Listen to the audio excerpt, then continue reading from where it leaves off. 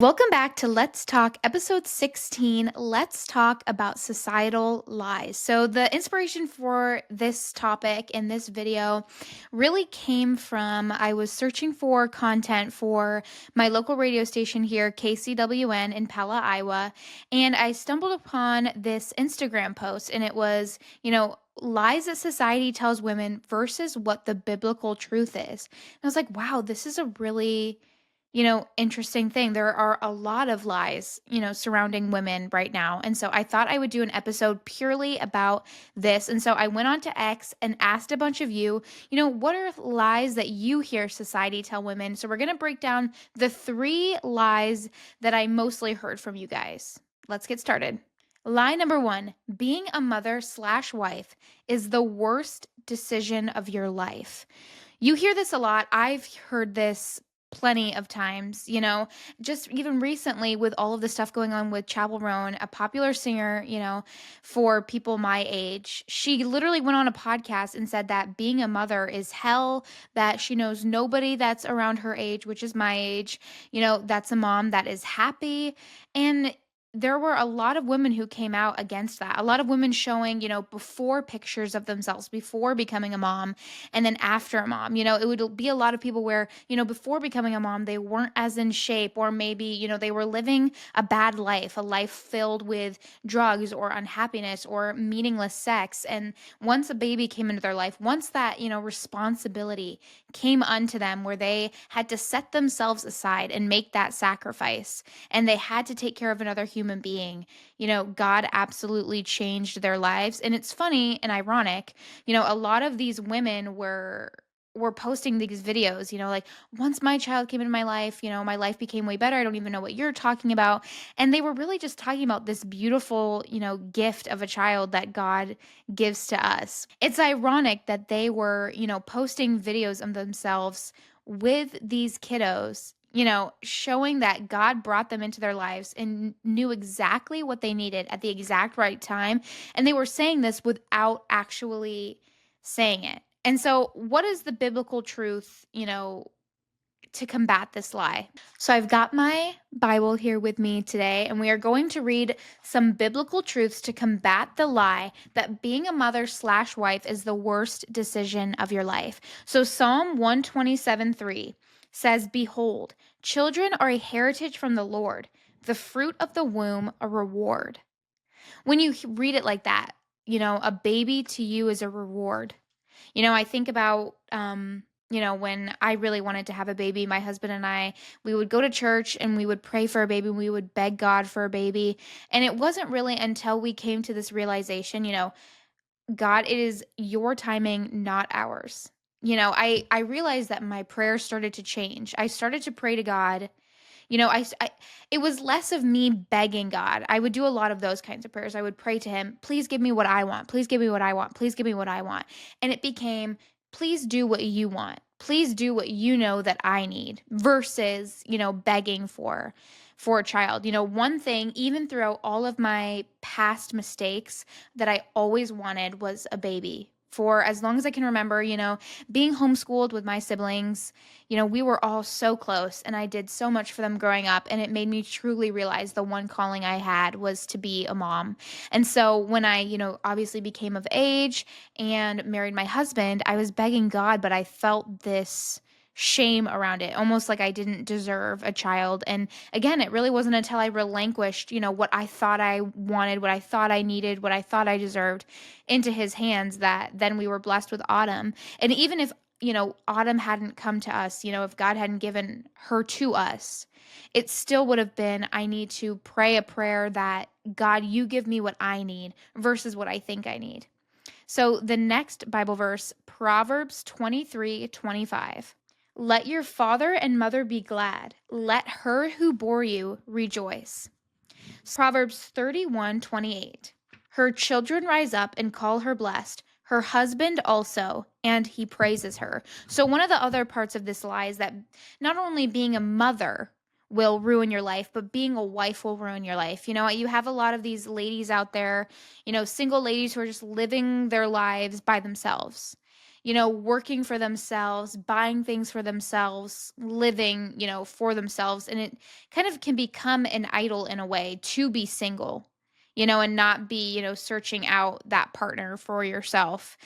And reading this Bible verse, Proverbs 31:28, her children rise up and call her blessed, her husband also, and he praises her. And, God brought my husband into my life when I didn't deserve him and wasn't ready for him, and he didn't deserve me and wasn't ready for me, but almost used that to kind of mold each other to be ready. And it was this beautiful story. I should share that with you guys one time. It was a beautiful story about how two people who really didn't deserve each other and weren't close to God, God used us to influence the other. And then the next verse I want to share with you guys is Proverbs 18:22. He who finds a wife finds a good thing and obtains favor from the Lord. And so, being a wife, there's a lot of, especially when people look from the outside into Christianity. Oh, a wife has to submit to her husband. A wife, isn't anything powerful. She's not, can't be a leader, and in this verse, where it says, he who finds a wife finds a good thing and obtains favor from the Lord. The men who find a good wife, find a good Christian wife, obtain favor from the Lord. That really stuck out to me. And the last verse I wanted to share with you is Psalm 139:13. For you formed my inward parts and you knitted me together in my mother's womb. And so when you're hearing being a mother is the worst decision of your life, God made our bodies to carry those babies and to nurture those children. And so reading this Bible verse, which is probably the most prominent, pro-life Bible verse there is, you know, when you hear society telling you, well, being a mom is going to ruin your life, but God is sharing these amazing stories with us in Bible verses. He's knitting together children in our womb. Or, for example, with being a wife, men who find a wife and find her find favor in the Lord. So, those are some, biblical truths to combat lie number one, that being a mother/wife can ruin your life. This is lie number two: body count equals empowerment.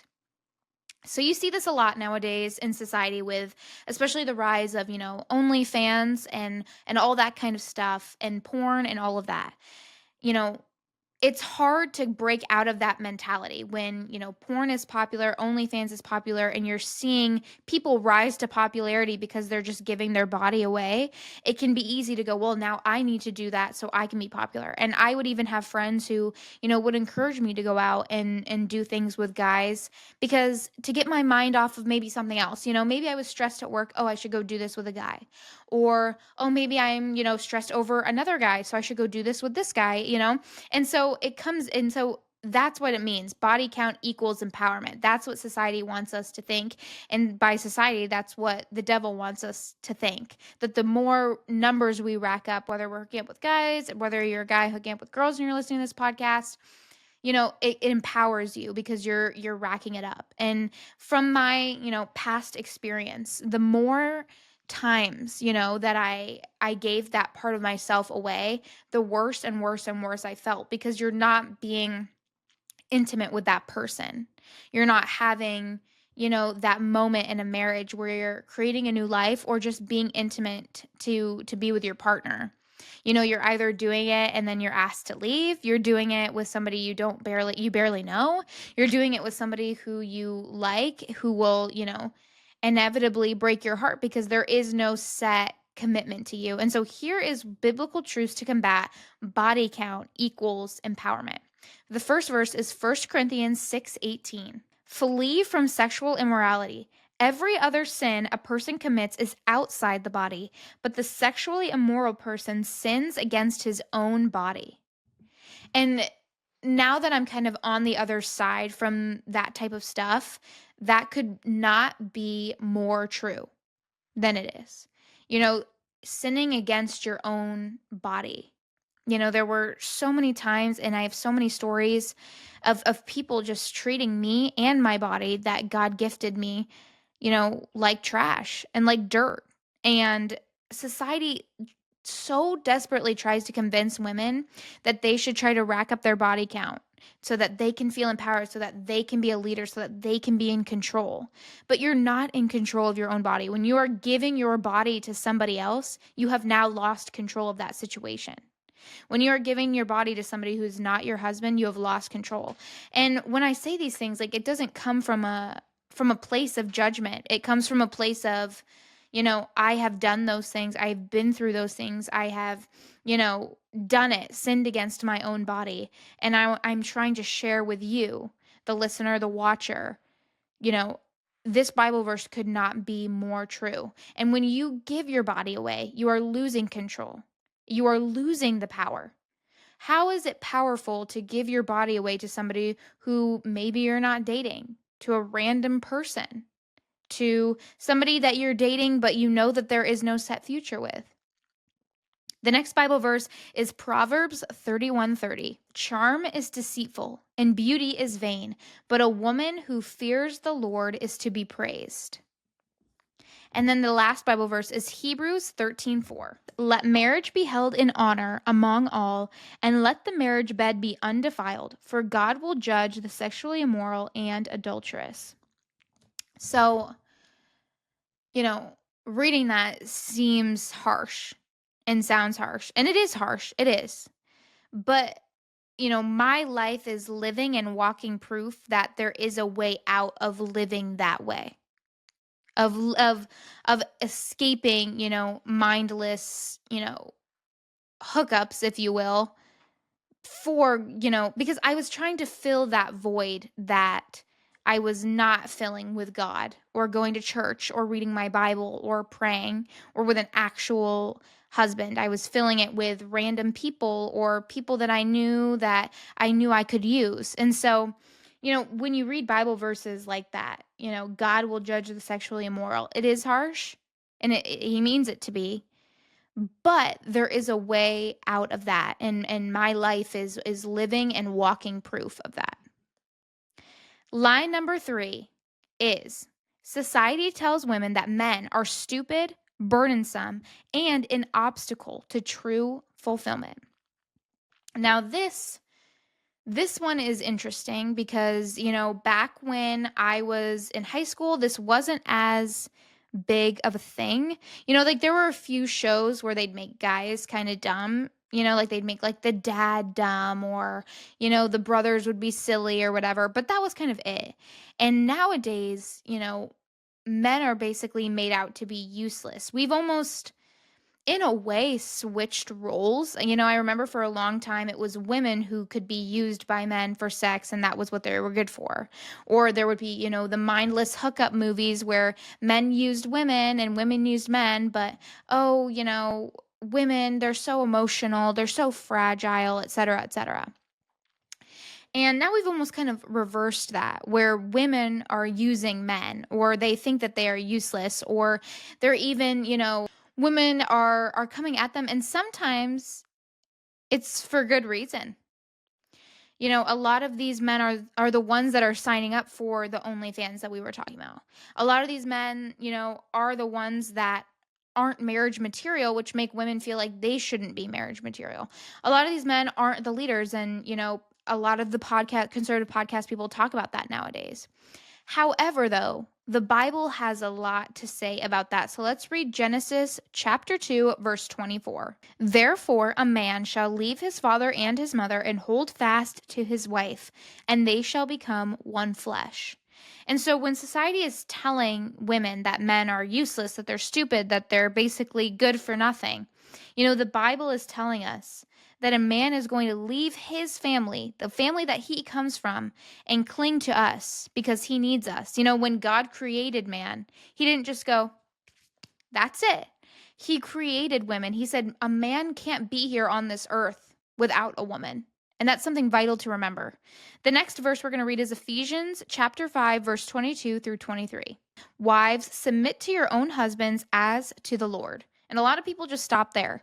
But verse 23 says, for the husband is the head of the wife, even as Christ is the head of the church, his body, and is himself its Savior. Now, as the church submits to Christ, so also wives should submit in everything to their husbands. But verse 25 says, Husbands, love your wives as Christ loved the church and gave himself up for her, that he might sanctify her, having cleansed her by the washing of water with the crowd. And so a lot of people, I read a little bit more than I said I was going to, but a lot of people stop there. Wives, submit to your husbands. Wives, basically, respect your husbands, submit to them, done. But what God is saying is for husbands to love their wives as Christ loved the church, and he gave his life up for the church. And so, when people are looking from the outside in on Christians, it can be easy for that societal lie to, seem like it's reigning true. Oh, women in the Bible, they have to submit to their husbands and all of this stuff. But husbands love their wives like Christ loved the church. That is a humongous calling and a heavy weight upon their shoulders. And the last verse is Ephesians chapter 5, verse 33. It says, however, let each one of you love his wife as himself, and let the wife see that she respects her husband. So not only are wives called to respect their husbands, but men are called not only to love their wives as Christ loved the church, but to also love their wife as much as he loves himself. And so men are called to a very, high standard of love and also respect to their wives as well. And I feel like we don't bring that up. And so, with all three of these societal lies, there are easy biblical truths to combat them. And so, when you're here, talking with people face to face, especially like on your college campuses or in your job or in your high school, it can be so easy to hear these kinds of lies and to just kind of get quiet. Because sometimes that can be the easier choice. Oh, I'm gonna, I need to sit back. I don't want to say anything. I don't want to rock the boat. But remember these verses or remember this episode. There are so many biblical truths to combat the lies that the devil and that society are trying to throw at us. And, even conservatives sometimes and conservative Christians sometimes have a tendency to try to throw some lies around as well. Just because a woman is a mom and a wife does not mean that she cannot have a career or passions and hobbies. And each family, is different. As far as some families, have jobs that can support them fully, but in this economy, that is very few and far between. And sometimes the wives need to work as well. I work for my dad, and I work for a local radio station here in Pella. Now, for me, I was lucky enough to have two jobs come to me that I'm able to do from home. And now I'm able to do them on my own schedule so that I can work with Autumn's schedule. And not all women are lucky like that. But just because a woman goes to work does not mean that she loves her children any less, and does not mean that she doesn't love her family any less, and does not mean that she doesn't take care of her home any less. And I feel like there's a lot of talk about that right now, that women can't do both, that women can't have a career and can't have a family. Now, I'm not saying that women don't have to make sacrifices. There are sacrifices. I work from home for the radio station. I don't go in and record my radio show. I can't. I have to make that sacrifice for my daughter because my daughter and my husband and this family in this house will always come first. There are events of my dad's that I've wanted to go to that I have not gone to so that I can stay home to watch my daughter. And just because sacrifice can seem like I'm upset, and I'm not, that is a loving sacrifice that I am willing to make. However, I am still able to have a career. I am still able to have hobbies. I am still able to have passions. And I feel like it's such a wide thought belief that just when a woman has a child, she needs to stop living. And I just wanted to say at the end of this episode that I completely rebuke that. And just because a woman has a child does not mean that her whole entire identity, becomes that child. And that's not a bad thing.